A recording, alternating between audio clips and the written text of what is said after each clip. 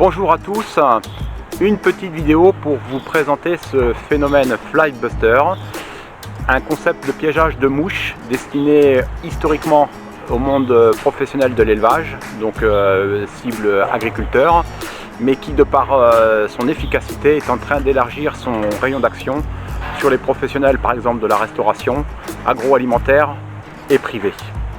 Donc dans cette vidéo, je tenais à réexpliquer les principaux points fondamentaux à respecter en vue d'une optimisation et efficacité maximale, puisqu'il y a quelques petites précautions à prendre et surtout des erreurs à éviter. Alors maintenant nous allons procéder à la mise en place du produit. Donc vous avez le seau Flybuster. Vous avez donc la recharge professionnelle qui est prévue à cet effet. Vous versez la totalité de la poudre dans le seau. Vous rajoutez dans un premier temps un petit peu d'eau. Alors vous verrez la couleur caractéristique de l'attractif alimentaire de chez Zappi qui a un colorant naturel qui est bleu en fait. On remue pour faciliter la dilution ultérieure. Alors, ce sont des levures, des levures qui sont mises sur un support nutritif. Donc ces levures, comme toutes les levures, elles ont la particularité de s'activer qu'à une température de 25 degrés. Voilà, donc tant qu'il ne fait pas 25 degrés dans le seau, les levures ne s'activeront pas, les odeurs ne se créeront pas, et donc le seau sera inactif. Voilà, il faut attendre que la température monte. On complète de l'eau jusqu'à la hauteur des cônes.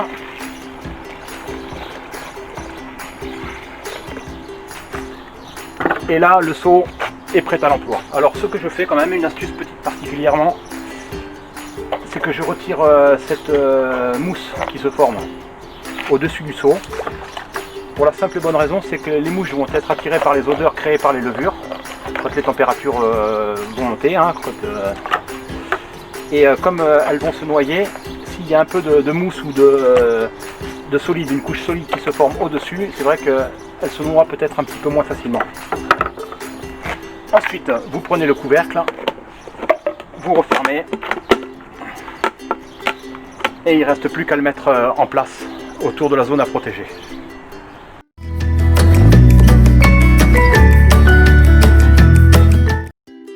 Alors concernant la mise en place des seaux ensuite sur le site d'exploitation à protéger, il y a deux écoles, plusieurs possibilités, il n'y a pas réellement de règles.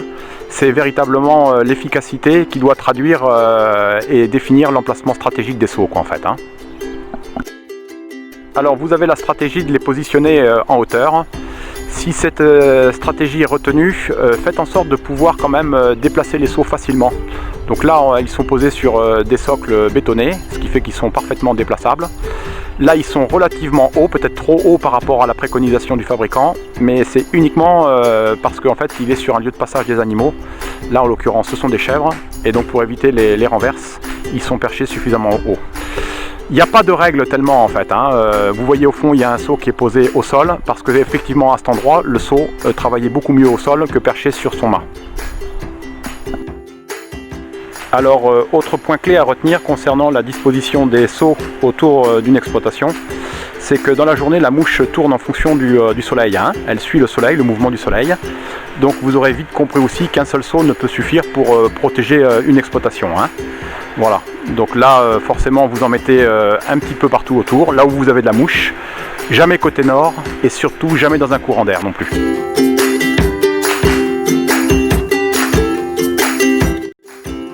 Alors vous aurez vite compris que la position stratégique, l'emplacement des seaux est primordial. Donc c'est pour ça que je recommande aussi la première fois d'en acheter un, mais voire deux. Parce que si vous n'en utilisez qu'un et que vous le positionnez dès le départ au mauvais endroit, vous allez être un petit peu refroidi. Voilà, d'en acheter deux, c'est rare de poser les deux pièges la première fois au mauvais endroit en fait.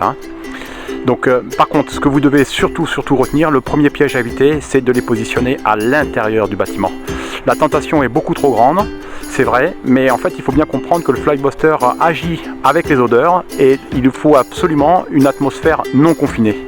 À l'intérieur des bâtiments, salles de traite, vous avez des interactions avec l'odeur du fumier, l'odeur des animaux, et le Flybuster ne marche absolument pas.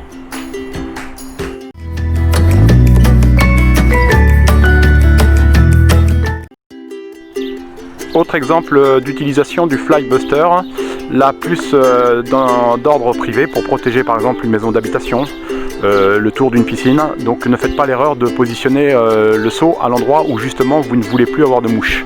Voilà, il faut bien comprendre que le Flybuster est un attractif alimentaire. Donc là où vous allez positionner le seau, vous aurez des mouches. Donc dans le cadre d'une protection d'une maison d'habitation, vous mettez ça au fond du jardin.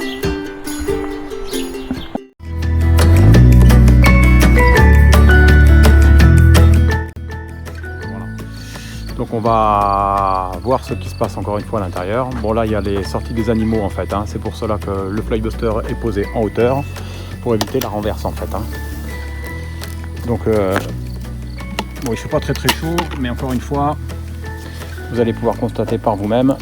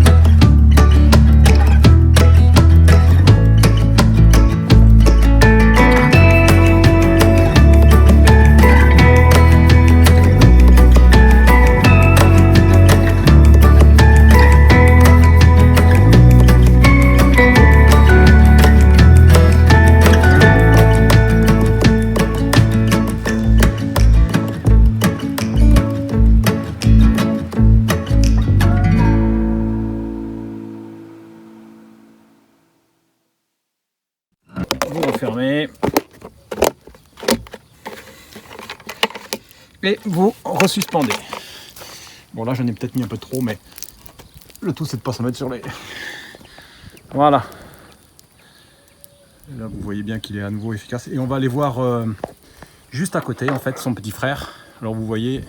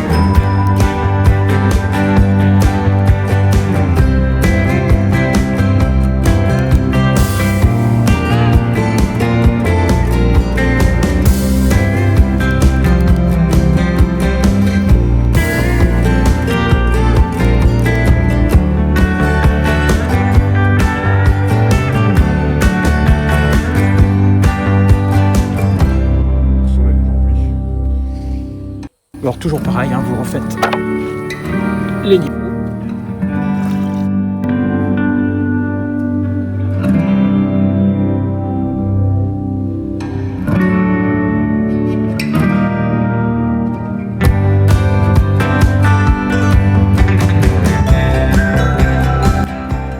Donc vous pouvez retrouver ce Flybuster, donc la version professionnelle, le seau de 10 litres, dans beaucoup d'endroits aujourd'hui, donc plutôt des magasins typés agricoles, ça peut être des coopératives, des privés, des détaillants de pièces pour tracteurs. Et ensuite on commence à voir la forme grand public arriver dans de nombreux réseaux, petits magasins. Mais je conseille moi aujourd'hui fortement, même dans le cadre d'une utilisation privée, donc chez un particulier, de rester sur la forme pro. Alors pour la simple et bonne raison, c'est qu'il est quand même beaucoup plus efficace, de par le volume et surtout beaucoup plus facile d'entretien. Si toutefois vous n'arriviez pas à le trouver, C'est un produit qui est distribué exclusivement par la société Zapifarm en France. Donc ils ont un site internet. Donc si vous ne trouvez pas, vous leur envoyez un petit mail et ils vous aiguilleront sur le distributeur le plus proche.